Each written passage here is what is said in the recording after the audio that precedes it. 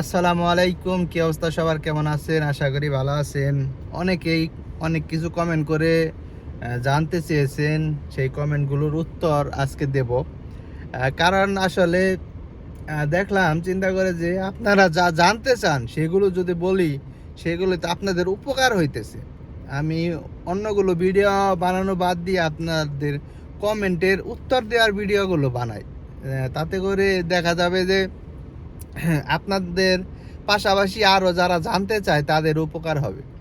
তো কমেন্টের উত্তরগুলো দেই। এক ভাই কমেন্ট করেছেন, ভাই আমি কুয়েত আসতে চাইতেছি, ফুড ডেলিভারি, এখন দালাল 4,50,000 টাকা চায়। শুন পেপার এবং ভিসা দিবে। এখন আমি কি দালালকে টাকা দেব নাকি জানাবেন। ভাই আপনার যদি দালাল যখন আর কি পাসপোর্ট নেয়, তখন আর কি দালাল সাথে কিছু টাকা নেয়, যেমন হয়তো বা 50,000 টাকা নেয়, তো তাকে দিতে পারেন। আর যখন আপনার দেখবেন শুন পেপার বের হয়েছে, তখন 1,00,000 টাকা দিবেন।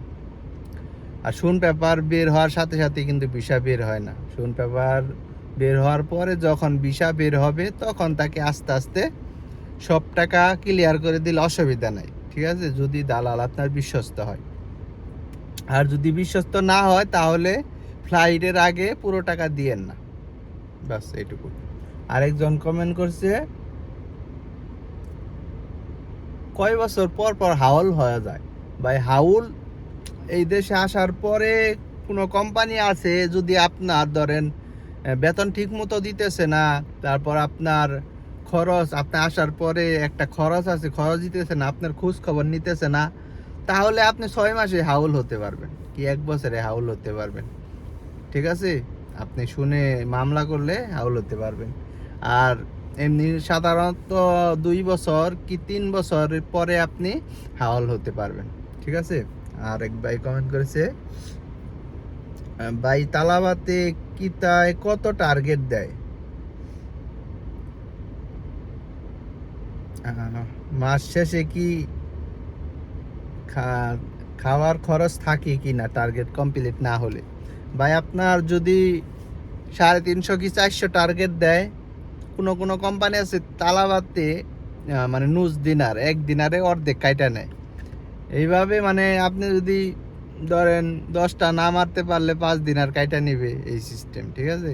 আর আপনি কাজ করলে আশা করি হয়তো বা কিছু কম পড়বে, একদম যে পুরা টার্গেট কমপ্লিট করতে পারবেন না তা না, ঠিক আছে।